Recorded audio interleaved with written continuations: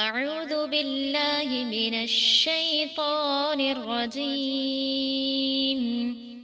بسم الله الرحمن الرحيم. ومن يرغب عن ملة إبراهيم إلا من سفه نفسه ولقد اصطفيناه في الدنيا وإنه في الآخرة لمن الصالحين. إذ قال له ربه أسلم قال أسلمت لرب العالمين.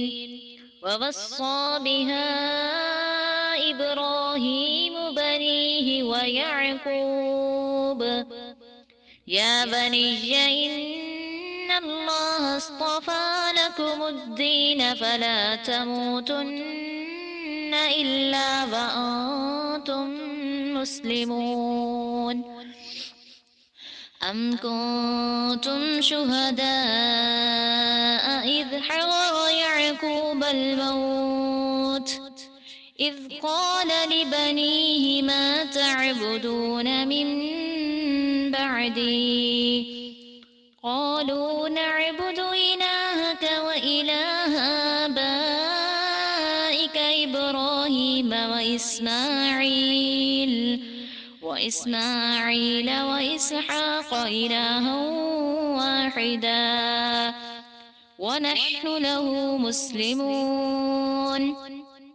تلك أمة قد خلت لها ما كسبت ولكم ما كسبتم ولا تسألون عما كانوا يعملون.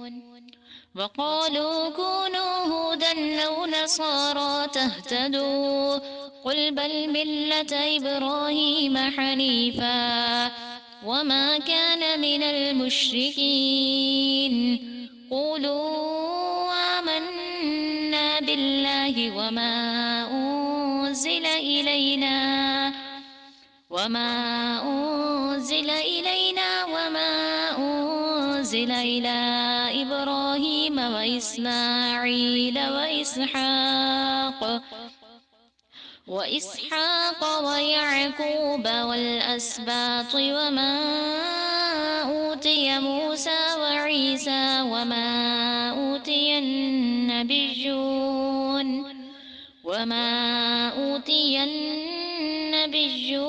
من ربهم لا نفرق بين أحد منهم ونحن له مسلمون. فإن آمنوا بمثل ما آمنتم به فقد اهتدوا وإن تولوا فإنما هم في شقاق فسيكفيكهم الله وهو السميع العليم. صبغة الله ومن أحسن من الله صبغة ونحن له عابدون. قل أتحاجوننا في الله وهو ربنا وربكم ولنا أعمالنا ولكم أعمالكم ونحن له مخلصون. أم تقولون إن إبراهيم وإسماعيل وإسحاق ويعقوب والأسباط كانوا هودا أو نصارى قل أأنتم أعلم أم الله ومن أظلم ممن كتم شهادة عنده من الله وما الله بغافل عما تعملون. تلك أمة قد خلت لها ما كسبت ولكم ما كسبتم ولا تسألون عما كانوا يعملون. نحمد و نصلی علی رسولہ الکریم، اما بعد فاعوذ باللہ السمیع العلیم من الشیطان الرجیم، بسم اللہ الرحمن الرحیم. رب اشرح لی صدری ویسر لی امری واحلل عقدۃ من لسانی یفقہوا قولی. رب زدنی علما رب زدنی علما رب زدنی علما. اللہم انفعنی بما علمتنی وعلمنی بما ینفعنی وزدنی علما. الحمدللہ علی کل حال واعوذ باللہ من حال اہل النار. آمین ثم آمین. سورہ بقرہ آیت نمبر 130. وَمَن يَرْغَبُ عَن مِّلَّةِ إِبْرَاهِيمَ إِلَّا مَن سَفِهَ نَفْسَهُ، اور ابراہیم کی ملت سے اس کے سوا کون بے رغبتی کرے گا جس نے اپنے آپ کو بے وقوف بنا لیا. وَلَقَدِ اسْتَفَيْنَاهُ فِي الدُّنْيَا وَإِنَّهُ فِي الْآخِرَةِ لَمِنَ الصَّالِحِينَ، اور بے شک ہم نے اسے دنیا میں بھی چن لیا اور بلا شبہ وہ آخرت میں بھی یقیناً صالحہ لوگوں میں سے ہے. حضرت ابراہیم علیہ السلام کا ذکر ہم پیچھے پڑھ رہے تھے کہ اللہ تبارک و تعالیٰ نے ان سے بہت بڑی ذمہ داری لی اور انہوں نے اس کو پورا احسن انداز میں کر کے دکھایا. اس کے علاوہ بھی اللہ تعالیٰ نے ان کے اوپر کئی آزمائشیں بھیجی جن میں وہ پورے فاتمہن پورے اترے تھے. تو اللہ تبارک و تعالیٰ نے انہیں لوگوں کے لیے امام بنا دیا اور انہیں ایک لقب دیا جو کہ خلیل اللہ کے نام سے جانے جاتے تھے. اب ابراہیم علیہ السلام کی ملت یعنی دین کے حوالے سے بات چیت چل رہی ہے کیونکہ یہود و نصارہ کا آپس میں جھگڑا تھا.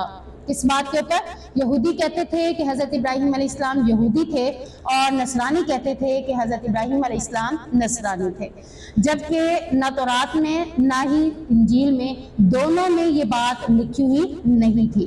حضرت ابراہیم علیہ السلام کا تعلق دین حنیف سے ہے جو کہ ہمیں قرآن نے بتا دیا. تو اللہ تبارک و تعالیٰ نے فرمایا کہ ان یہودیوں اور ان نصرانیوں کے نبی کے آنے کے بہت عرصہ بعد ان یہودیوں نے اپنی یہودیوں کے ذہن میں اس بات کو ثبت کروا دیا، نقش کروا دیا کہ یہودی نے یہ بات نقش کروا دی کہ حضرت ابراہیم یہودی تھے اور لوگوں نے اس بات کو مان لیا. یعنی اس انداز میں اس سے بات منوائی گئی کہ لوگوں نے یقین کر لیا کہ واقعی یہودی تھے. اور نصرانیوں نے بھی اپنے نبیوں کے، نصرانی کون تھے؟ حضرت عیسیٰ علیہ السلام کے دور کے، تو وہ بھی بہت عرصے بعد ان کے کچھ لوگوں میں سے انہوں نے ان کو قائل کیا اور وہ لوگ اس بات کے قائل ہو گئے کہ واقعتاً حضرت ابراہیم علیہ السلام نصرانی تھے. یعنی اس طرح سے بات پیش کی گئی تھی کہ وہ اس کو ماننے کے لیے تیار ہو گئے. ایز ایگزامپل جیسا کہ آج ہماری فیملیز ممبرز میں دین کے لیے ہم دیکھتے ہیں کہ لوگوں میں جو بات نقش کی گئی ہے، اب جو نیو جنریشن میں سے کوئی سیکھ بھی لیتا ہے یا اولڈ جنریشن میں کوئی سیکھ لے تو ان دونوں میں سے کوئی سیکھنے کے بعد ان کو جب بتاتا ہے کہ دین یہ ہے، لیکن ان کے ذہنوں میں کون سا دین ثبت ہو چکا ہے، نقش کون سا ہو چکا ہے، وہ والا جو وہ سنتے چلے آئے ہیں. ہماری بات انہیں غلط لگتی ہے، ہم چاہے وہ قرآن و حدیث سے بھی کیوں نہ بتا رہے ہو. تو اسی طریقے سے یہودیوں نے بھی اپنی بات کو ثبت کروا دیا تھا ان کے ذہنوں کے اندر کہ یہودی اس بات کو ماننے کے لیے تیار ہی نہیں تھے کہ حضرت ابراہیم علیہ السلام یہودی نہیں تھے. وہ دعوے کرتے تھے کہ وہ یہودی تھے، جیسا کہ ہمارے ہاں لوگ دعوے کرتے ہیں ہم سچے ہیں، ہم ٹھیک ہیں، ہمارے باپ دادا ٹھیک ہیں، ہم سب کچھ اپنے دین کے اوپر جو چل رہے ہیں وہ زیادہ صحیح ہے.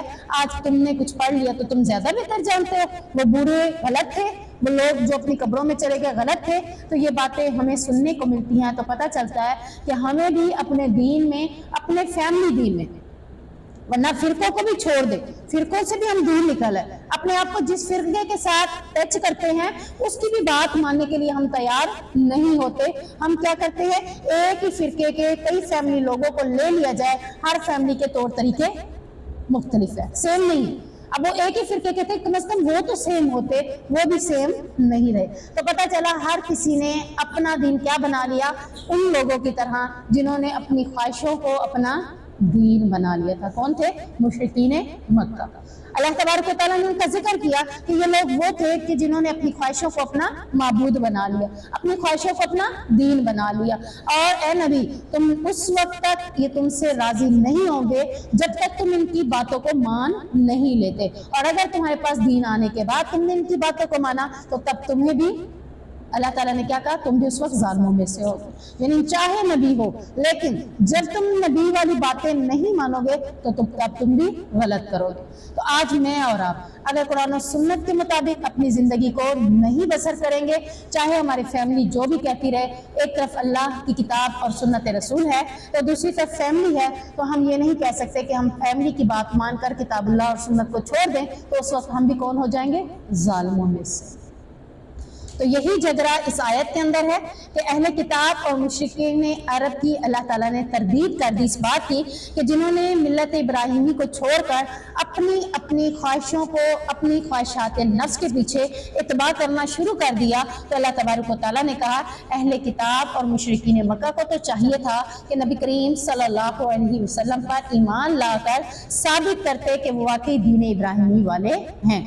यानी अगर वो कहते हैं कि हम हज़रत इब्राहिम के दीन पर हैं और वो यहूदी थे, तो अगर ये बात मान भी ली जाए तो तब भी इन्हें नबी पर ईमान लाना चाहिए था, क्योंकि कोई भी इंसान जब तक पूरे अंबिया पर ईमान ना लाए तब तक उसका ईमान कामिल नहीं है। हज़रत इब्राहिम को मानना भी ज़रूरी है, हज़रत इस्माइल को मानना भी ज़रूरी है। यानी 1,24,000 पैगम्बरों को जो मानेगा तो दर हकीकत वही सही मानों में ईमान वाला होगा। अगर हम आज अपने नबी को मानते हैं और साबका नबियों को झुठला देते हैं तब भी हम सही नहीं कर रहे, क्योंकि अगर साबका नबियों पर ईमान की बात आती है, ईमान लाना सबके ऊपर ज़रूरी है।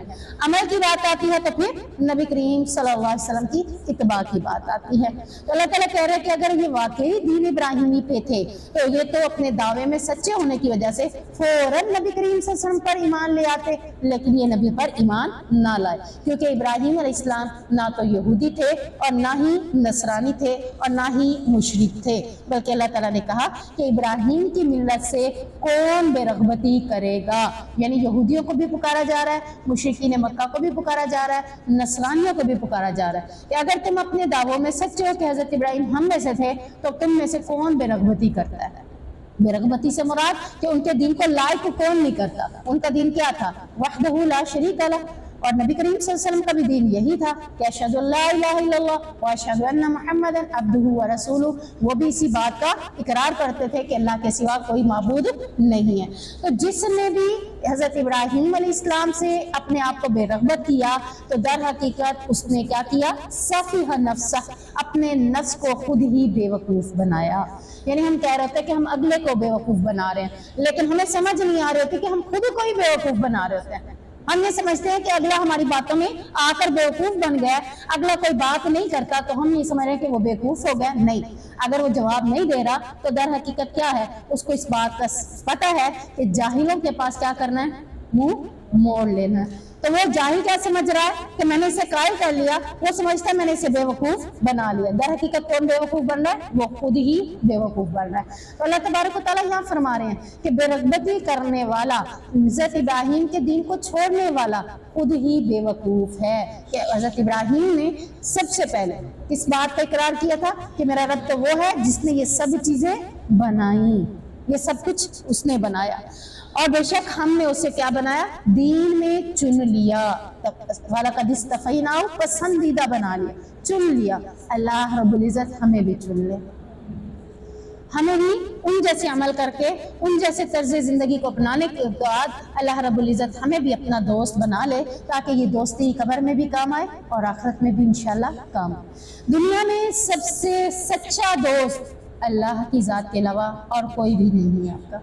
वो मुश्किल में भी आपका साथ देता है, वो नामुमकिन को भी मुमकिन बना देता है, वो आपकी तकदीर को भी बदल देता है, वो आपके लिए सारे मामलात सोल्व कर देता है। तो वो अल्लाह रब्बुल इज़्ज़त की दोस्ती सबसे बेहतरीन दोस्ती है। अल्लाह रब्बुल इज़्ज़त फरमा रहे हैं कि हज़रत इब्राहिम ने चुन लिया किसको, अल्लाह को, और अल्लाह ने किसको चुन लिया, हज़रत इब्राहिम अलैहिस्सलाम को। तो हमें भी इंशाअल्लाह अज़ीज़ अपने दीन में यानी अपने नफ्स को छोड़ना होगा। अल्लाह के बरगजीदा बनना है तो क्या छोड़ना होगा, अपने नफ्स को छोड़ना होगा, क्योंकि नफ्स की इत्तबा करने वाले को अल्लाह ताला ने क्या बना दिया, बेवकूफ। और हज़रत इब्राहिम अलैहिस्सलाम कौन थे, सिर्फ अल्लाह रब्बुल इज़्ज़त के सामने सर तस्लीम खम करने वाले, और वो आखिरत में भी यकीनन सालिह लोगों में से होंगे। तो अल्लाह रब्बुल इज़्ज़त ने उनके दीन को वाज़िह कर दिया कि वो कौन थे। वो मिल्लत इब्राहिमी दीन हनीफ थे और अल्लाह को मानने वाले, अल्लाह के आगे सर तस्लीम खम कर देने वाले। न माँ को देखा न बाप को देखा, देखा बाप को नहीं देखा, छोड़ा। आग को देखा, इतनी बड़ी आग झुलसी हुई है जो 3 दिन तक जलती रही, उसको भी नहीं देखा, उसको भी छोड़ दिया। फिर बीवी को और बच्चे को छोड़ा, कितनी आजमाइशी थी। हर मामले में क्या किया, सर तस्लीम खम। ख्वाब देखा बेटे को ज़िबा करने का, सर तस्लीम खम। हर मामले में, जिंदगी के हर उम्र में, ये नहीं कि नौजवानी में थे तो पावरफुल थे तो अताअत कर ली, बुढ़ापे में बेटे को ज़िबा करने की बारी आई तब भी सर तस्लीम खम कर दिया कि अल्लाह तेरे हुक्म के आगे कुछ भी नहीं है, ये मेरा बेटा क्या, मेरी जान क्या, सब कुछ तेरे पर जानिसार करने के लिए तैयार हूँ। तो अल्लाह हमें भी अपनी जानों को अपने रब के लिए जानिसार करने की तौफीक अता फरमाए। इस वक्त जो हालात हैं, अगर हम देखते हैं कि हालात को लोग इस वक्त समझ रहे हैं कि फ़लस्तीन के हालात सिर्फ फ़लस्तीन के नहीं हैं, हर मुस्लिम के, हर मुसलमान के लिए। और मैं समझती हूँ कि अल्लाह तबारक व तआला ने फ़लस्तीनियों को तो शहादत के आला मरतबे पे फाइज कर दिया। वो जो शहीद हो रहे हैं वो तो अल्लाह के यहाँ जवाबदेह ही नहीं है। जवाबदेह कौन है? हम लोग जवाब दें कि तुमने क्या किया जब तुम्हारे मुसलमान के साथ ऐसा हो रहा। क्योंकि हदीस का मफहूम है, नबी करीम सल्लल्लाहु अलैहि वसल्लम ने फरमाया, तमाम मुसलमान एक जस्ते खाकी की मानिद, एक जिस्म की मानिद है। जिस्म के एक हिस्से में तकलीफ होती है तो पूरा जिस्म दर्द में मुब्तला होता है। अगरचे वो मुसलमान किसी भी जगह पर है, उसको कोई तकलीफ होती है तो सारे मुसलमानों को उस दर्द को महसूस करना है। और हमने अपना किरदार क्या करना है, इंशाल्लाह जहाँ तक मुमकिन हो सके हम अपना हिस्सा मिलाने की कोशिश करेंगे। जुबान के साथ, हाथ के साथ, लोगों को तरगीब देकर, अपने इस्राइली मसनूआत का बाइकाट करके और अपने फ़लस्तीनियों के लिए मदद करके, जो भी हो सका, जिस तरह से भी हो सका, इंशाल्लाह हम अपना किरदार अपनाएंगे ताकि वो सुरखरू हो रहे हैं तो हम भी सुरखरू हो जाए। तो ये है सर तस्लीम खम करना। अस्लिम, जब उससे उसके रब ने कहा अस्लिम हो जाओ, यानी फर्मा बरदार हो जाओ। अस्लिम क्या निकला? फर्मा बरदार, अतात गुजार, मती हो जाना, अल्लाह के लिए सर तस्लीम खम कर देना। यानी अगर हम मुसलमान का मायने देखते हैं तो मुस्लिम निकला है। इसी तरीके से अरबी ज़ुबान का एक लफ्ज़ है जिसमें ऊँट को बोला जाता था, यानी अरब अपने ऊँट को मुस्लिम बोला करते थे। उस ऊँट को जिसकी रस्सी उसके मालिक के हाथ में होती थी, मालिक जैसे चलाता था वो चल पड़ता था। तो मुस्लिम होने के बाद हमें भी अपनी रस्सी किसके हाथ में देनी है? अल्लाह के हाथ में। अल्लाह कहे सो जाओ, सो जाओ। अल्लाह कहे उठ जाओ, उठ जाओ। अल्लाह कहे ये काम नहीं करना, नहीं करना। चाहे दुनिया नाराज होती हो जाए, लोग नाराज होते हो जाए, लेकिन अल्लाह को कभी नाराज नहीं करना। तो अस्लिम हो जाना है। उससे उसके रब ने कहा अस्लिम हो जाओ, तो उन्होंने अपने आप को अस्लिम कर दिया। किस तरह से? क़ाल अस्लमतु लिरब्बिल आलमीन, उसने कहा मैं जहानों के रब के लिए तो फर्मा बरदार हो गया, उसके आगे तो मेरी चलेगी नहीं, मैं अपने आप को कुर्बान कर देता हूँ। ववस्सा बिहा इब्राहीम बनीही व याकूब, और उसी की वसीयत इब्राहीम ने अपने बेटों को भी की। यानी ना सिर्फ खुद मती हुए, ना सिर्फ खुद अल्लाह के आगे सर तस्लीम खम किया, बल्कि अपने बेटों को भी ये वसीयत की। यानी हम लोग जो अपनी वसीयतें करते हैं वो क्या होता है? जायदादों की कर रहे होते हैं, दुनियादारों की कर रहे होते हैं। अगर हम किताबुल्लाह में पढ़ते हैं तो मुख्तलिफ लोगों की वसीयत को, तो वो अपने बेटों को वसीयत दीन की कर रहे हैं। हजरत लुकमान को देख ले, उन्होंने भी वसीयत की तो अपने बेटे को बड़ी अच्छी अच्छी नसीहतें की। यहाँ पर हजरत इब्राहीम का जिक्र आ रहा है कि इब्राहीम अलैहिस्सलाम ने अपने बेटे को और याकूब अलैहिस्सलाम ने भी अपने बेटे को वसीयत की। किस बात की वसीयत की? कि तुम भी सर तस्लीम खम करना, अल्लाह के आगे झुके रहना। या बनिया, ए मेरे बेटो, इन्नल्लाह, बेशक अल्लाह अस्तफा चुन लिया, यानी दीन के लिए, लकुमुद्दीन, तुम्हें दीन के लिए, अल्लाह ने तुम्हें भी दीन के लिए चुन लिया है। तो तुम भी अल्लाह के बरगज़ीदा बन के रहना, अल्लाह के आगे सर तस्लीम खम करके रहना। फला तमूतुन्ना, बस ना मरना, इल्ला व अंतुम मुस्लिमून, लेकिन मुसलमान होकर। देखें, अंबिया होकर भी उन्हें फिक्र थी कि मरते दम तक अल्लाह जब कलमा नसीब कर दे, यानी मौत के वक्त अल्लाह मुसलमानों में से शामिल करे। क्योंकि हदीस का मफहूम है ना कि एक शख्स सारी जिंदगी नेकियां करता रहता है, हालांकि वो जहन्नमी होता है। और जब उसका आखिरी वक्त आता है तो अल्लाह तबारक व तआला उससे कोई ऐसा गुनाह का काम करवा देता है जिसकी वजह से उसकी नेकियां ख़त्म हो जाती है, और वो उसका आखिर ठिकाना कहाँ होता है? दोज़ख, जहन्नम। और एक शख्स ऐसा है जो जहन्नमियों वाले काम करता रहता है लेकिन वो जन्नत ही होता है। अल्लाह तबारक व तआला आखिर में उसे सच्चे दिल से तौफीक दे देता है और वो तौबा करके जन्नत में चला जाता है। अब यहाँ हम अगर कहें कि फिर हम भी अपनी तकदीर पे कायनात करके बैठ जाएं तो ये भी गलत है, क्योंकि अल्लाह ने हमें फौरन बता दिया तकदीर बदली जा सकती है। हमें क्या करना है? दुआ करनी है। जैसे वो कह रहे हैं अपने बेटों से कि तुम मरना तो मुसलमान होकर मरना, तो हम भी अपने रब से दुआ करें, अल्लाह जब मौत का वक्त हो कलमा की तौफीक दे देना, शहादत की मौत नसीब फरमा देना। ये सारे अल्फाज हम अक्सर अपनी दुआओं में करेंगे ताकि मरते दम तक हमें इंशाअल्लाह इस्लाम नसीब रहे। और अगरचे हम शहादत की सच्चे दिल से दुआएं करते रहेंगे तो अगरचे अपने बिस्तर पर भी वफात पाएंगे, लेकिन क्या होगा? अल्लाह तबारक व तआला दर्जा शहादत का दे दीजिए, क्योंकि दिल में तरफ है ना, दिल में तरफ होने की वजह से अल्लाह शहादत के फजाइल दे देगा, शहादत के रुतबे में शामिल कर देगा, शहीद लोगों के साथ जन्नत में दाखिल कर देगा। क्यों? दिल में तमन्ना होनी चाहिए, और सिर्फ तमन्ना इस बात की नहीं होनी चाहिए कि बिस्तर पे ही शहादत है, नहीं, अल्लाह जब भी मौका मिला शहादत के लिए हम निकलने के लिए तैयार है, तेरे दीन के लिए निकलने के लिए तैयार है। और ये कब मुमकिन है? जब सबसे पहले हम अपनी ख्वाहिशों को पर जिहाद करेंगे। सबसे पहले यही है ना, हमारा जिहाद किसके ऊपर है? ख्वाहिशों के ऊपर। ख्वाहिशों नफ्स को अपने कंट्रोल में करेंगे, अल्लाह की ताबियत करेंगे तो आगे भी जाएंगे। आगे ऐसे थोड़ा जाया जा सकता है जब तक इंसान अपने आप को दुनिया की लज्जतों से दूर नहीं करता। इसके लिए दूर करने के लिए क्या है? मौत को कसरत से याद करो ताकि तुम्हें दुनिया की लज्जतें भूल जाएं।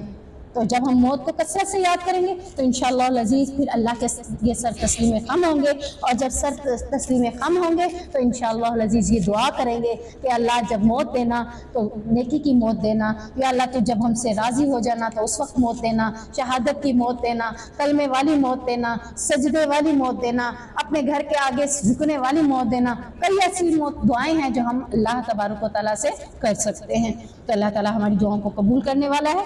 तो यहाँ से हम ये नहीं कह सकते पता नहीं मेरे नसीब में जहन्नुम है तो मैं क्यों नहीं किया करूँ, या मेरे नसीब में जन्नत है तो खुद ब खुद जन्नत में चली जाऊंगी। नहीं, अमाल का दारो मदार नीयत के ऊपर है। आप अपनी नीयतों को जन्नत में जाने वाला बना लें, इंशाअल्लाह जन्नत में चले जाएंगे।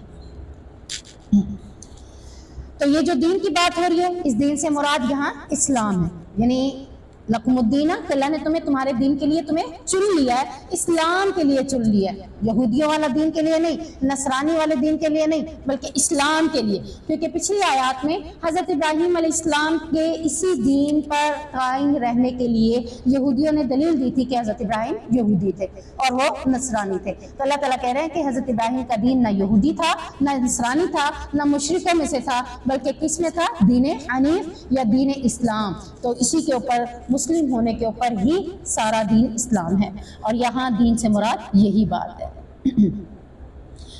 तुम शुहदा, या तुम मौजूद थे उस वक्त, यानी या तुम हाजिर थे उस वक्त, इज़ हज़र याकूब अल मौत, जब याकूब अलैहिस्सलाम को मौत पेश आई। यानी तुम जो कहते हो कि याकूब अलैहिस्सलाम या इब्राहीम अलैहिस्सलाम यहूदी नसरानी थे, तो क्या जिस वक्त उन्हें मौत आई थी तुम उस वक्त मौजूद थे कि उन्होंने आखिरी वक्त कहा था कि मैं यहूदी हूँ, या आखिरी वक्त उन्होंने कहा था मैं नसरानी? जैसे हम आखिरी वक्त कलमा नसीब होता है तो लोग समझ जाते हैं शुक्र है कि कलमा नसीब हुआ, मुसलमान होके मरा। तो क्या तुम उसकी मौत के वक्त हाजिर थे जो तुमने अपनी कानों से सुना था कि उन्होंने कहा हो कि हम यहूदी हैं या नसरानी हैं? इस कौल लिबनीही मा तअबुदून मिन बादी, जब उसने अपने बेटों से कहा मेरे बाद किस चीज़ की इबादत करोगे, यानी तुम तो मौजूद नहीं थे लेकिन अल्लाह सारी बातों को जानता है। अब अल्लाह ताला बता रहे हैं हज़रत याकूब ने अपने आखिरी वक्त में कौन सी बात की? जिस वक्त उन्होंने अपने बेटों से क्या कहा अपने बेटों से कि मेरे बाद किस चीज की इबादत करोगे, कहीं यहूदी नसरानी तो नहीं बन जाओगे, कहीं कोई और दीन तो नहीं अपना लोगे? तो उन्होंने क्या कहा? क़ालू नअबुदु इलाहका व इलाह आबाइका इब्राहीम व इस्माईल व इसहाक़ इलाहन वाहिदा। उन्होंने यानी बेटों ने क्या कहा? हम तेरे माबूद और तेरे बाप दादा इब्राहीम, इस्माईल और इसहाक, यानी अब आप देख लें कि हज़रत ईसा और हज़रत मूसा तो बहुत बाद में आए, हज़रत याकूब भी उससे पहले आए, उससे पहले इसहाक, और ये जिनका जिक्र आ रहा है इस्माईल और इब्राहीम। अब बताएं कि इब्राहीम कितने दूर जा पड़ते हैं? ابراہیم علیہ السلام کا دور کتنا دور جا رہا ہے، تو یہ لوگ حضرت عیسیٰ موسیٰ کے دور میں آنے والے یہ اتنے دور پہلے لوگوں کے بارے میں کیسے خود سے کہہ سکتے ہیں کہ وہ یہودی ہے یا نصرانی؟ اللہ تعالیٰ نے قرآن میں خود ہی بتا دیا کہ انہوں نے اپنے مرتے وقت اپنے بیٹوں سے کہا کس دین کی پیروی کرو گے، کس چیز کی عبادت کرو گے؟ تو انہوں نے واضح لفظوں میں جواب دیا تیرے معبود کی، تیرے باپ دادا ابراہیم اسماعیل اور اسحاق کے معبود کی، اور جو کہ ایک ہی معبود ہے، یعنی ان سب کا معبود کون ہے؟ ایک ہی ہے۔ کسی نے ستاروں کو نہیں پوجا، کسی نے سورج کو نہیں پوجا، کسی نے چاند کو نہیں پوجا، سب نے عبادت کی تو کس کی الہ واحدہ، ایک ہی معبود کی، وَنَحْنُ لَهُ مُسْلِمُونَ، اور ہم اسی کے سامنے سر تسلیم خم کرتے ہیں، مسلمان ہیں، فرما بردار ہیں، اسی کی بات ماننے والے ہیں انشاءاللہ۔ تِلْكَ أُمَّةٌ قَدْ خَلَتْ، یہ ایک امت تھی جو تم سے پہلے گزری، یعنی اے یہودیوں، اے نصرانیوں، یا اے امت مسلمہ کے لوگوں، یا مشرکین مکہ، یہ ایک امت تھی جو تم سے پہلے گزر چکی۔ اس امت کے بارے میں کئی صدیاں بیت گئی، تم ان کے بارے میں جانتے ہی نہ تھے، اللہ نے جو تمہیں بتایا وہی تم جانتے ہو، اس کے علاوہ تم کچھ بھی نہیں جان سکتے۔ تو یہ ایک امت جو تم سے پہلے گزری، لہا ما کسبت ولکم ما کسبتم، اس کے لیے وہ ہے جو اس نے کمایا اور تمہارے لیے وہ ہے جو تم نے کمایا۔ یعنی اب بات کو مزید ختم کرنے کے لیے اللہ نے ایک بات کر دی کہ وہ جو کر گئے اپنے لیے کر گئے، جو جس دین پہ تھے وہ اپنے لیے تھے۔ اگر تم کہتے ہو یہودی نصرانی، وہ تمہاری باتوں کے اوپر اللہ جواب دے رہا ہے کہ اگر وہ کسی بھی دین پہ تھے ان کا معاملہ تم سے نہیں پوچھا جائے گا اور تمہارا معاملہ ان سے نہیں پوچھا جائے گا۔ تمہارے دور میں تمہیں کہا جا رہا ہے یہودیت کو چھوڑ دو، نصرانیت کو چھوڑ دو، کس کے تابع ہو جاؤ؟ نبی محمد رسول اللہ صلی اللہ علیہ وسلم کے تابع ہو جاؤ۔ جب آخری نبی آ گیا ہے، جب محمد آ گئے ہیں، اب اس کے بعد پہلے نبیوں کو تو دیکھا ہی نہیں جائے گا، انہوں نے جو عمل کیا ان کے ساتھ چلا گیا۔ تمہارے لیے جو عمل ہے وہ یہی ہے، تم اس وقت نبی کی اتباع کرو گے تو کامیاب رہو گے، اگر اس کی اتباع نہیں کرو گے تو کامیاب نہیں ہوگے۔ پھر تمہارا عمل تمہارے لیے، تم سے باز پرس ہوگی، یہ نہیں پوچھا جائے گا کہ اگر تم عمل نہیں کر رہے تو حضرت ابراہیم سے پوچھا جائے گا، نبی محمد رسول اللہ صلی اللہ علیہ وسلم سے پوچھا جائے گا، نہیں۔ اللہ نے کہہ دیا نبی تو ان پہ اوپر دروغہ نہیں ہے، تیرا کام کیا ہے؟ صرف پہنچا دینا، تو نے پہنچا دیا، اب یہ عمل کریں یا نہ کریں۔ وَلَا تُسْأَلُونَ عَمَّا كَانُوا يَعْمَلُونَ، تو کسی سے کسی کے بارے میں نہیں پوچھا جائے گا، سوال ہی نہیں کیا جائے گا، یعنی میرے سے میرے بارے میں پوچھا جائے گا، میرے سے آپ کے بارے میں نہیں پوچھا جائے گا، آپ سے میرے بارے میں، میرے سے یہ پوچھا جائے گا کہ میں نے دین سیکھا، آگے کتنا سکھایا، کیونکہ بلغوا عنی ولو آیا، تم تک ایک آیت بھی پہنچے تو اسے دوسروں تک پہنچانا ذمہ داری، یہ تو ضرور پوچھا جائے گا۔ یہ نہیں پوچھا جائے گا کہ جن کو پہنچایا انہوں نے عمل کیا تھا یا نہیں، عمل کا معاملہ ان کے ساتھ ہے۔ اور میں سمجھتی ہوں کہ انسان اگر بلغوا انی لے کر نکلتا ہے تو اگر خود عمل یافتہ ہے تو انشاءاللہ اس کی بات میں اتنا اثر ضرور ہوتا ہے کہ اگلا ضرور اس کی بات کے اوپر عمل کرنے کی کوشش کرتا ہے۔ یعنی اس کی مثال نبی کریم صلی اللہ علیہ وسلم نے خود بھی دی تھی، شاید کہ واقعہ تھا کہ شکر کے حوالے سے ایک عورت آئی تھی کہ میرا بیٹا شکر بہت زیادہ کھاتا ہے، اللہ کے نبی نے کہا کل لے آنا اس کو، اگلے دن لے کے گئے تو اللہ کے نبی نے اسے پیار سے محبت سے بلا کے کہا کہ شکر نہیں کھایا کرو، زیادہ نقصان دہ ہے۔ عورت بڑی حیران ہوئی کہ کل بھی تو یہ بات کہہ سکتے تھے، تو اللہ کے نبی نے کل میں نے خود کھائی ہوئی تھی۔ یعنی وہ کام کرو جو تم خود پہلے عمل کرتے ہو، پھر تمہاری بات کا اثر دوسروں کے اوپر ہوگا۔ میں خود وہ عمل نہ کرتی ہوں اور لوگوں کو کہوں وہ عمل کرو، کبھی بھی نہیں ہوگا۔ تو ہم عمل کریں گے، ہمارے عمل کی وجہ سے دوسرا بھی خود بخود اس کو عمل کرنے کے لیے تیار ہو جائے گا۔ تو اگر ہم چاہتے ہیں کہ ہم جس کو بات پہنچائے وہ عمل کرے تو اس کے لیے پہلے خود اس بات کے اوپر عمل کرنا ہمارے لیے ضروری ہے، ورنہ لوگ کیا کہیں گے خود عمل کرتے نہیں ہیں، ہمیں ایسے دادی بن کے بتا رہی ہیں، تو انہوں نے بھی پہلے ہی بات کر دے گی۔ تو انشاءاللہ العزیز سب سے پہلے ہمارے لیے کیا ہے؟ قوا انفسکم، اپنے آپ کو بچانا ہے۔ اللہ نے نہیں کہا کہ پہلے دوسروں کو بچانا شروع کر دیں، سب سے پہلی بات اللہ نے کہا ایمان والو پہلے اپنے نفس کو بچاؤ، پھر اپنے اہل کو بچاؤ، پھر لوگوں کو بچاؤ۔ تو کس سے بچاؤ؟ جہنم سے۔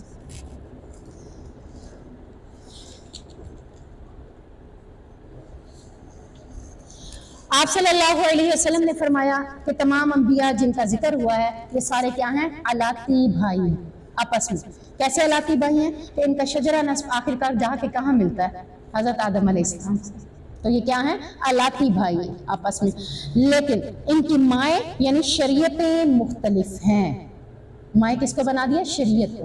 ہر دور میں کوئی مسائل کچھ تھے، کوئی مسائل کسی طریقے سے تھے، تو شریعت ہر ایک کی مختلف ہے، لیکن آپس میں یہ کیا ہے؟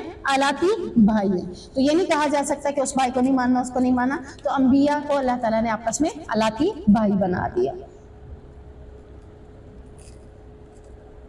اب یہودیوں کو اللہ تعالیٰ نے اس بات میں تنبیہ کی ہے کہ تم جو اپنی نسبت حضرت ابراہیم علیہ السلام کے ساتھ ملا رہے ہو، تو کبھی بھی تمہارا عمل تمہارے ساتھ ان کے ساتھ نہیں مل سکے گا، تمہارے عمل کے بارے میں تم سے ہی پوچھا جائے گا، یہ نسبت کام نہیں آئے گی۔ اللہ کے نبی نے بھی تو یہی بات کی تھی، اے میری پھپھی صفیہ، اے میری بیٹی فاطمہ، یاد رکھو تم کہیں یہ نہ کہنا کہ میرا بھائی جو ہے وہ نبی تھا اور میرا باپ جو ہے نبی تھا تو ہمیں بخشوا دے گا، یعنی نسبت کام آ جائے گی، یاد رکھو میں تمہارے وہاں کام نہیں ہوں گا۔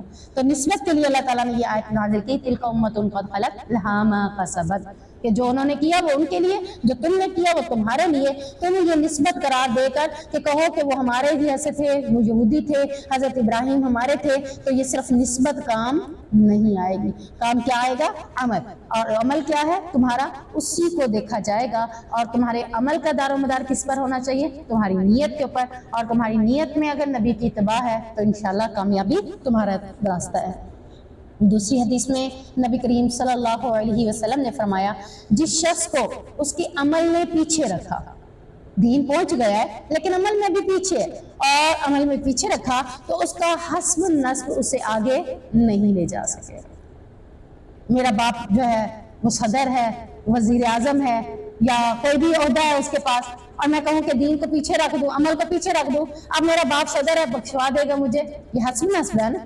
تمہارا حسب نسب تمہیں کامیابی کی طرف نہیں لے جائے گا۔ جس نے اپنے عمل کو آگے رکھا، حسب نسب کو پیچھے رکھا، وہ کامیاب ہو گئے۔ حسب نسب کہیں بھی کام نہیں آئے گا۔ اللہ کے نبی صلی اللہ علیہ وسلم نے فرمایا کہ اگر تمہارا خاوند، حالانکہ اس کی اطاعت ہمارے لیے کتنی ضروری ہے، تمہیں ایک غلط بات کا حکم دے، تب تم نے اس کی بھی اطاعت نہیں کرنا، تب اس کو بھی نہیں دیکھنا۔ اگر تمہاری ماں، کتنی شفقت ہے، کتنا سب کچھ ہے، کتنی خدمت کا حکم ہے، لیکن اگر وہ تمہیں غلط دین کے بارے میں بات کرتی ہے تو تب تم اس کی بات کو بھی نہیں مانو گے۔ تو جس شخص کا عمل اس کے پیچھے اس نے رکھ دیا اور خود حسب نسب کی وجہ سے کہے کہ میں بخشا جاؤں گا، ایسا ممکن نہیں ہوگا۔ وَقَالُوا كُونُوا هُودًا أَوْ نَصَارَىٰ تَهْتَدُوا، اور انہوں نے کہا یہودی ہو جاؤ یا نصرانی، ہدایت پا جاؤ گے۔ یعنی اہل کتاب کی ہٹ درمی مسلسل جاری تھی، اور بار بار وہ ایسی باتیں کرتے تھے۔ یہودی کہتے تھے کہ اے مسلمانوں تم یہودی ہو جاؤ تو کامیاب ہو جاؤ گے، تمہیں ہدایت مل جائے گی، یعنی جیسے آج ہمارے ہاں چلتا ہے سلسلہ۔ ایک فرقہ دوسرے فرقہ کو کہتا ہے کہ تم ایسے ہو جاؤ گے تو تم ہدایت پہ ہو جاؤ گے، تم ہماری طرف آ جاؤ گے تو ہدایت پہ آ جاؤ گے۔ ہدایت پہ آنے کے لیے کتاب اللہ و سنت رسول، یہ دو چیزیں۔ ہدایت کے لیے کسی کو نہیں دیکھا جائے گا۔ تو یہودی کہتے تھے تم یہودی بن جاؤ گے تو ہدایت پا جاؤ گے، اور نصرانی کہتے تھے کہ اگر تم نصرانی ہو جاؤ گے تو ہدایت پا جاؤ گے، یعنی اپنے آپ کو وہ سیدھے رستے پر چلنے والا سمجھتے تھے، جبکہ نبی کی سیرت انشاءاللہ العزیز اس کو اپنانے والا ضرور کامیابی کی طرف، ہدایت کی طرف جا سکتا ہے۔ اے نبی کریم صلی اللہ علیہ وسلم، آپ ان سے کہہ دیجئے بل ملت ابراہیم حنیفا، بلکہ ہم ابراہیم کی ملت کی پیروی کرتے ہیں۔ یعنی اگر تم ابراہیم کو ہی لائک کرتے ہو تو میں تمہیں بتاتا ہوں کہ ہم تو اسی کے دین کو فالو کر رہے ہیں۔ تمہارے نزدیک ابراہیم کے دین کو فالو کرنے والا ہدایت پر ہے تو تمہارے نزدیک وہ یہودی تھے؟ نہیں، ہمارے نزدیک ابراہیم دین حنیف پہ تھے، ہم اسی کی اتباع کر رہے ہیں اور ہم ہی سیدھے راستے پر ہیں۔ وما کان من المشرکین، اور مشرکین تم بھی سن لو کہ حضرت ابراہیم علیہ السلام مشرکوں میں سے بھی نہیں تھے، یہودی بھی نہیں تھے، نصرانی بھی نہیں تھے، مشرک میں سے بھی نہیں تھے، پھر کون تھے؟ دین حنیف پہ تھے، دین اسلام پر تھے۔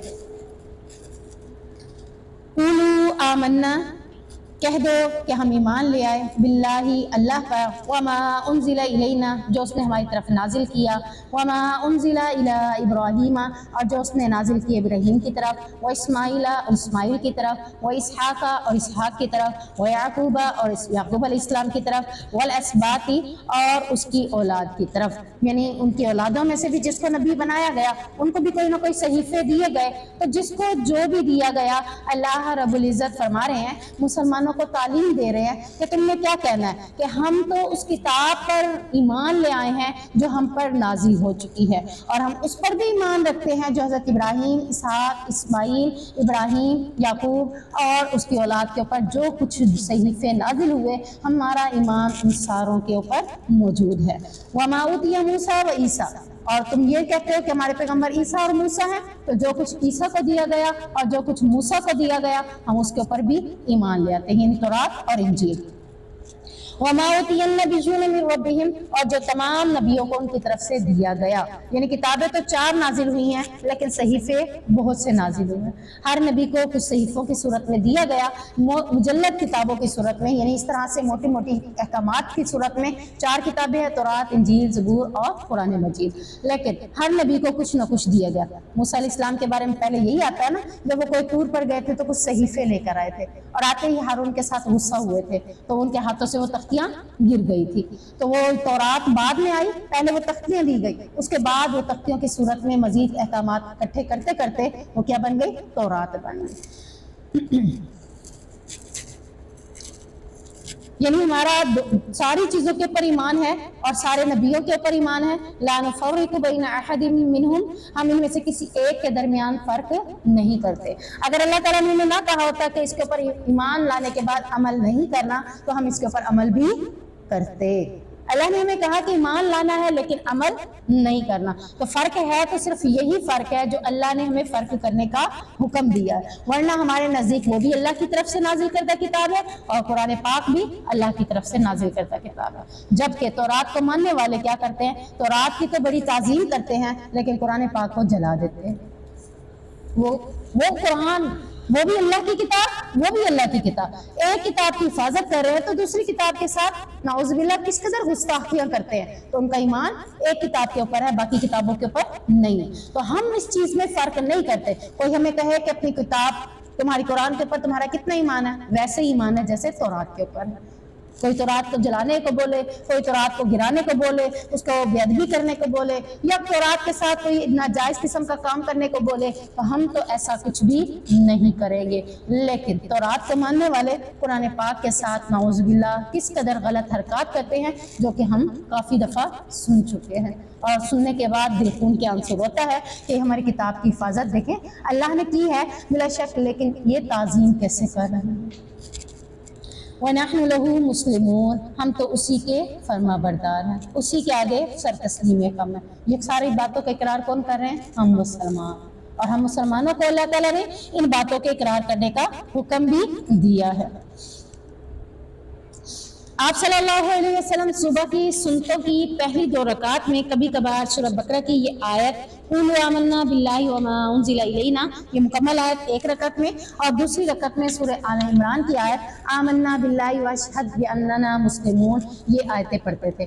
بعض روایات میں یہ بھی آتا ہے حدیث کے اندر کہ کوئی سورۃ کافرون پہلی میں اور دوسری میں سورۃ اخلاص پڑھتے تھے، یعنی چینج کر کر کے قرآن پاک کو پڑھا کرتے تھے۔ اس کی وجہ کیا ہے؟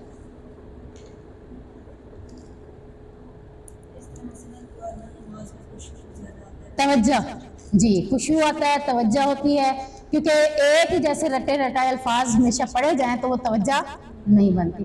آج مجھے پتا ہے کہ میں نے قیام میں کھڑی ہوئی ہوں تو قرآن کا فلاں حصہ پڑھنا ہے، تو میری پوری توجہ ہوگی کہ جیسے ہی آمین آئے گا تو اس کے بعد میں نے وہ آیتیں شروع کرنی ہیں۔ لیکن جب ہمیں پتہ ہے نماز میں وہی سورۃ اخلاص پڑھنی ہے اور وہی چھوٹی چھوٹی صورتیں کوئی بھی منہ پہ آ جائے پڑھ لینی ہے، تو پھر وہ کیا ہوگی؟ وہ ایک روٹین بن جاتی ہے۔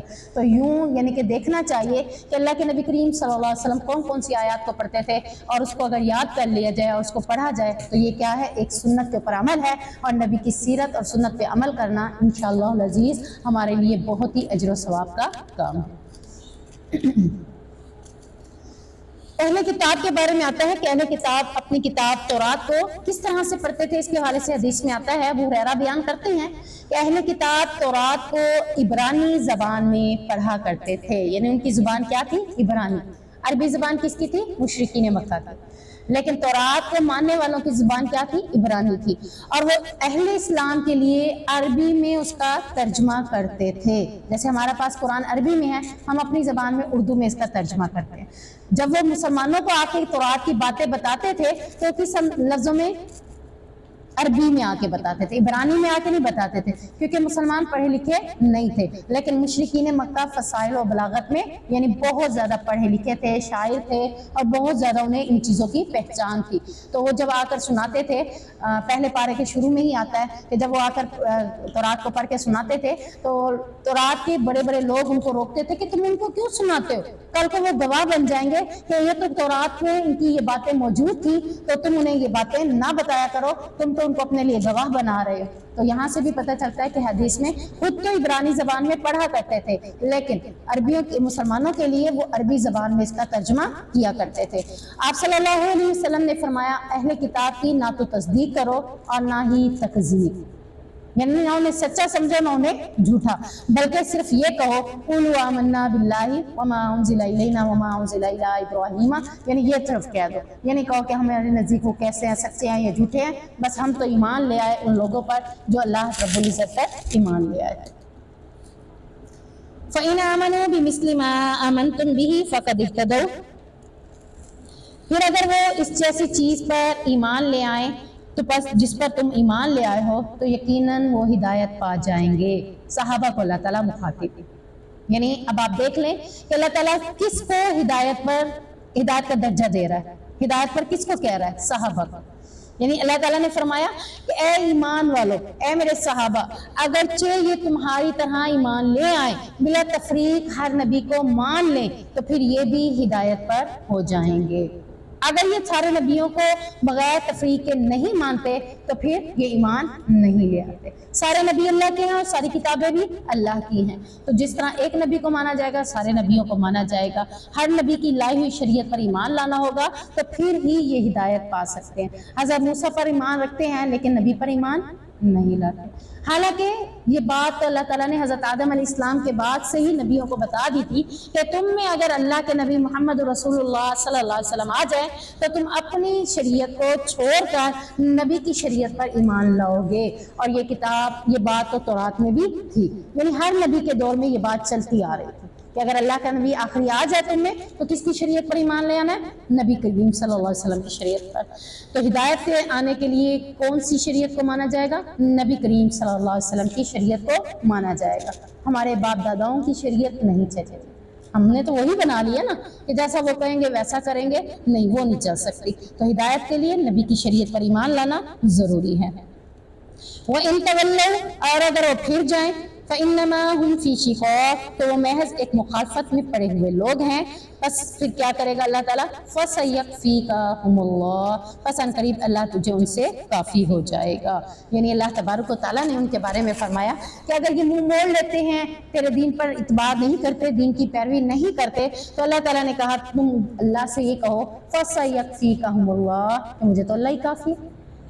اور جس نے اپنے آپ کے ساتھ اپنے رب کو بنا لیا، اسے کبھی یہ سوچنا ہی نہیں چاہیے کہ میں اکیلا ہوں، نہیں، میرے ساتھ تو میرا رب ہے، وہ کبھی بھی مجھے ایسے تنہا نہیں چھوڑے۔ اگر کسی معاملے میں وہ میری بات نہیں مان رہا جو میں کہہ رہی ہوں، تو سمجھ جائیں کہ وہ میرے حق میں بہتر نہیں ہے، میرے حق میں جو بہتر ہے وہ رب مجھے دے رہا ہے۔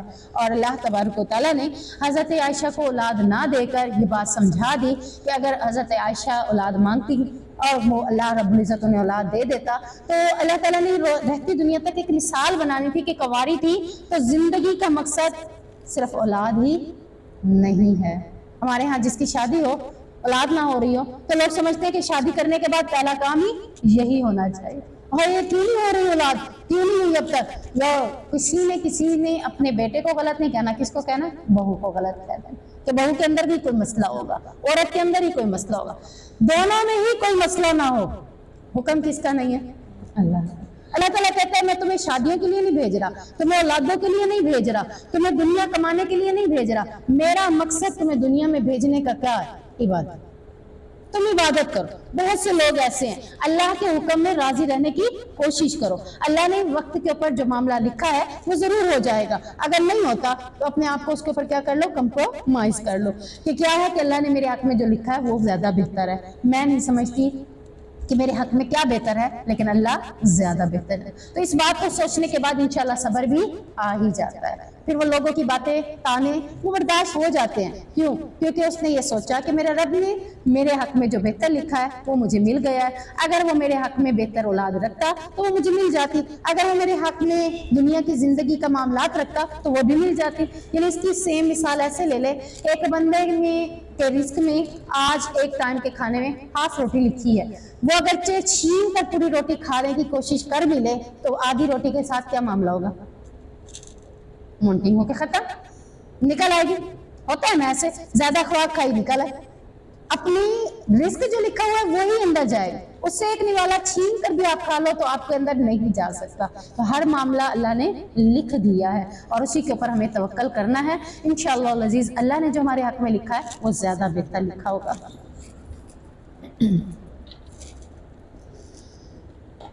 یعنی اگر یہ لوگ تیری باتوں میں نہ آئیں اور تتر بتر یعنی پھیل جائیں، بکھر جائیں اور تیرے دین کی طرف نہ آئیں تو پھر کہہ دو کہ اللہ مجھے کافی ہے، وہ السمیع العلیم، وہ سننے والا بھی ہے اور جاننے والا بھی ہے۔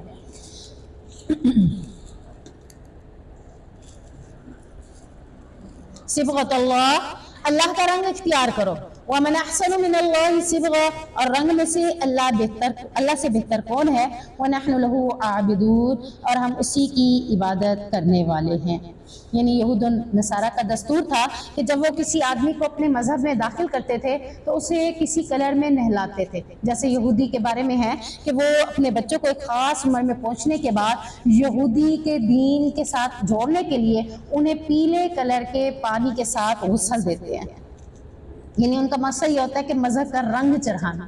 تو اللہ تعالیٰ کہہ رہے ہیں کہ اللہ کے رنگ سے بہتر کوئی رنگ نہیں ہے۔ جیسا کہ وہ ہولی ہوتی ہے شاید ان کی، تو جس میں ہمارے اسکول کے مسلمانوں کے بچے بھی وہی کچھ کر رہے ہوتے ہیں، ایک دوسرے کے اوپر کیا پھینک رہے ہوتے ہیں؟ رنگ پھینک رہے ہوتے ہیں۔ بھی آج کیا ہے؟ کلر پھینکنا ہے۔ چلو ان کا تو ایک تہوار ہے، ان کا تو ایک مذہب ہے، ان کا تو ایک کہہ لے کہ دین ہے، ہمارا کون سا دین ہے یہ؟ اللہ تعالیٰ ہمیں کیا کہہ رہا ہے؟ اللہ کے رنگ سے بہتر کوئی رنگ نہیں ہے، اور اللہ نے اپنے رنگ کس کو بنایا ہے؟ دین اسلام کو۔ ریڈ، یلو، بلیو، یہ کوئی کلر اللہ کا نہیں۔ اللہ کہہ رہا ہے اگر تم نے اللہ کے رنگ میں آنا ہے، اپنے آپ کو اللہ کے رنگ میں ڈھالنا ہے، تو اللہ تبارک و تعالیٰ تمہیں جیسے چاہتا ہے ویسے بنا لو۔ وہ چاہتا ہے کہ تم پردے سے نکلو پردے کے ساتھ۔ وہ تمہیں چاہتا ہے کہ تم گھر سے باہر آوارہ نہ نکلو تو نہ نکلو، اگر تم عورت ہو تو عورت ہوتے ہوئے عورت بن کے نکلو تو بنو۔ یہ ہے اللہ کا رنگ جس نے اپنے اوپر چڑھا لیا۔ تو اللہ تعالیٰ کہتا ہے وَنَحْنُ لَهُ عَابِدُونَ، ہم تو اسی کی عبادت کرنے والے ہیں۔ یعنی جب تم اللہ کا رنگ چلاؤ گے تو اللہ کی عبادت کرنے والے بن جاؤ گے، اور اگر تم نے یہودیوں کی طرح اپنے بچوں کے اوپر وہ رنگ چڑھایا، یعنی انہوں نے زرد پانی بنایا اور وہ اپنے بچوں کے اوپر پھینکا، تو ان کا مقصد یہ تھا کہ اب یہ یہودی بنے گا۔ میں نے بہت پہلے ایک فیچر پڑھا تھا جس میں تھا کہ انٹرویو لیا جا رہا تھا ایک یہودی یا نصرانی عورت سے کہ اگر تمہیں کوئی بچہ دیا جائے مسلمانوں کا تو کیا تم اسے یہودی یا نصرانی بنا لو گی؟ تو اس نے کہا کہ مجھے پیدا ہوتے ہوئے بچہ دیا جائے، یعنی جو ابھی پیدا ہوا ہے نا وہ بچہ دیا جائے، اور ٹھیک 5 سال بعد آپ اس بچے کو مسلمان بنانا چاہیں گے نا، وہ مسلمان نہیں بن سکے گا، میں اس کے اوپر یہودیت کا رنگ چڑھا دوں۔ اور ہمارے ہاں 5 سال کے بچے کو کیا سمجھتے ہیں؟ کچھ بھی نہیں سمجھتے۔ اور ہمارے 5 سال کے بچے کو کوئی کہے آؤ ٹافی دے دوں، چلو بندہ اسی کے ساتھ چل پڑتا ہے، یعنی وہ لوگوں کے کہنے میں چل پڑتا ہے۔ لیکن وہ میم تھی کسی اسکول کی، اس سے پوچھا جا رہا ہے کہ تمہیں مسلمانوں کا بچہ دیا جائے تو تم اسے یہودی کیسے بنا لو گی؟ کہا پیدا ہوتے ہوئے بچہ دو، 5 سال کے بعد اس کو تم مسلمان بنانا چاہو وہ کبھی بھی نہیں بنے گا، میں اس قدر اسے کٹر یہودی بنا دوں۔ اور آپ دیکھ لیں کہ اللہ تبارک و تعالیٰ نے قرآن کے اندر جس طرح مسلمانوں کو سیسا پلائی ہوئی دیوار کا حکم دیا تھا، ہم نہیں بنے وہ سارے سیسا پلائی ہوئی دیوار بن کے ہمارے اوپر کھڑے ہو، اور ابھی تک ہم دیکھ رہے ہیں، ابھی تک ہمارے مسلمان ممالک ان کے صدر دیکھ رہے ہیں کرنا کیا، ابھی بھی وہ سیسا پلائی ہوئی دیوار کی مانند نہیں بننا چاہ رہا۔ تو یہ سب کچھ اتحاد سے ہوتا ہے، اور یہ اتحاد انہوں نے بنایا اور اسی اتحاد سے انہیں ہمیں نقصان پہنچایا، اور وہ ایسا رنگ چڑھاتے ہیں کہ اس رنگ کے بعد کوئی دوسرا رنگ ان کے اوپر چڑھتا ہی نہیں ہے۔ تو آج ہم نے اپنے آپ کو ایسا رنگ بنانا ہے کہ ہمارے اوپر کوئی اور رنگ انشاءاللہ نہ چڑھے، اور وہ کس کا رنگ ہو؟ صرف اللہ تبارک و تعالیٰ کا۔ اب لوگ کہتے ہیں کہ میں شادی سے پہلے یوں تھی لیکن شادی کے بعد لوگوں سسرال والوں نے نا مجھے ایسا بنا دیا. آپ کا رنگ ہی کچا تھا. سمجھ آ رہی ہے نا کہ آپ کا رنگ ہی کچا تھا. آپ اگر رنگ میں پختہ ہوتے, کسی کی مجال, ٹھیک ہے ناراض ہوتے ہو جائیں, گھر سے نکالتے نکالیں, بائی کارڈ کرتے کر لے, پہلے سے دیکھا نہیں تھا کہ بچی کیسی ہے. اب پرسوں میں ایک بچی میری کہتی ہے بس پردے کے حوالے سے بڑے مسائل رہے تھے, بہت مسائل رہے, لیکن میں نے اپنے آپ کو پختہ کیا. پھر کیا ہوا؟ کیا اتر گیا؟ نہیں اترا. جو خود ہی ڈھیلا پڑتا ہے اسی کا اترتا ہے. جس نے خود اپنا رنگ صحیح نہیں چلایا وہی پیچھے ہٹ جاتا ہے. وہی سسرال میں جانے کے بعد پھر شرک بھی کرنا شروع کر دیتے, نعوذ باللہ. پھر ایسے لوگ بھی ہوتے ہیں جو ادھر جا کے سارا کچھ شروع کر دیتے ہیں. بھئی اب کیا کریں, ماں باپ نے یہاں شادی کر دی, پہلے تو کرنی نہیں تھی, اب کر دیا تو کیا ہوا, اب میں بھی ویسے ہی بن گئی. تو آپ کا رنگ کچا نہیں ہونا چاہیے. کوئی آپ کو ہلانا چاہے آپ نے نہیں ہلنا. انشاءاللہ اپنا رنگ انشاءاللہ اللہ کا چرانا ہے, اور اصلی رنگ اللہ ہی کا ہے جو کہ دین اسلام ہے. اسی میں اپنے آپ کو رنگو اور اپنی زندگی میں ساری معاملات اسی کے ساتھ کرو, کیونکہ جس طرح رنگ کپڑے کے ہر جزو میں پیوست ہو جاتا ہے, یعنی آپ دیکھ لیں پیلا تھا آپ نے اس کو ریڈ کلر دیا تو کہیں سے پیلا نظر آئے گا, پھر پیوست ہو گیا نا اس کے اندر. تو آپ جس بھی نیچر کے تھے, لیکن جب آپ کے اندر اللہ کا دین چڑھ گیا آپ کی ساری نیچر ختم. آپ کے اندر سارا رنگ کون سا چڑھ گیا؟ اللہ کا. اسی طرح اسلام اپنے ماننے والوں کی حالت کو یکسر بدل دیتا ہے. اللہ ہمیں اپنے اسلام پر عمل کرنے کی توفیق دے. وَلَا تُحَاجُّونَنَا فِي اللَّهِ وَهُوَ رَبُّنَا وَرَبُّكُمْ, کہہ دیجئے نبی کریم صلی اللہ علیہ وسلم کیا تم ہم سے اللہ کے بارے میں جھگڑتے ہو حالانکہ وہی ہمارا رب ہے اور تمہارا رب بھی وہی ہے. وَلَنَا أَعْمَالُنَا وَلَكُمْ أَعْمَالُكُمْ, اور ہمارے لیے ہمارے عمل ہیں اور تمہارے لیے تمہارے عمل ہیں. وَنَحْنُ لَهُ مُخْلِصُونَ, اور ہم اسی کے لیے خالص کرنے والے ہیں. یعنی اللہ نے نبی کو تعلیم دی کہ مشرکین اہل کتاب آپ سے اللہ کے بارے میں جھگڑتے ہیں تو آپ کہہ دیجئے کہ تمہارا بھی وہی رب ہے ہمارا بھی وہی رب ہے. تو ہم نے کیا کیا, ہمارا عمل ہمارے ساتھ ہے, تمہارا عمل تمہارے ساتھ ہے.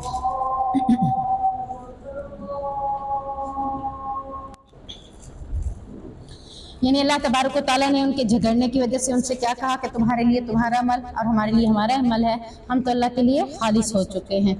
ام تقولون ان ابراہیم و اسماعیل و اسحاق, یا تم کہتے ہو کہ ابراہیم, اسماعیل, اسحاق, یعقوب اور ان کی اولاد یہودی تھے یا عیسائی.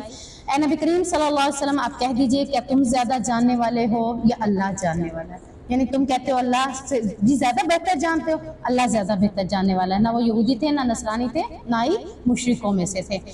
اور اس شخص سے زیادہ ظالم کون ہے جس نے وہ شہادت چھپا لی. یہاں اس سے مراد یہود کے علماء ہیں جنہیں پتا تھا کہ واقعتاً وہ نہ یہودی ہیں نہ نصرانی ہیں نہ ہی مشرکین ہیں, تو انہوں نے اس شہادت کو چھپا لیا. تو اللہ تعالیٰ نے یہاں انہیں ظالم قرار دیا کہ اس شخص سے ظالم کون ہے جس نے یہ شہادت چھپا لی جو اس کے پاس اللہ کی طرف سے تھی.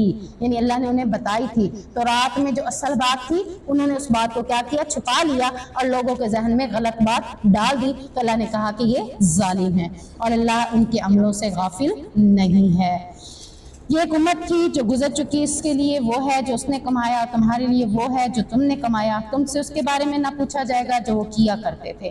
یعنی اس آیت میں دوبارہ تنبیہ فرما دی کہ نجات کا تعلق نسبت سے نہیں ہے, نجات کا تعلق کس سے ہے, اپنے کمائی اپنے عمل پر ہے. کہ آپ نے کیا کمایا آپ کے اوپر ہے, آپ نے کون سا عمل کیا آپ کے اوپر ہے. نجات کے لیے کسی نبی کو اپنے ساتھ نسبت قرار دینا کہ وہ ہمارا نبی ہے اور ہم میں سے ہے تو ہم آزاد ہیں یا جنت میں چلے جائیں گے, یہ ضروری نہیں ہے. نجات چاہتے ہو تو انبیاء صالحین کی طرح عمل کرو, ورنہ محض نسبتیں اور کرامتیں کسی کے کام نہیں آئیں گی.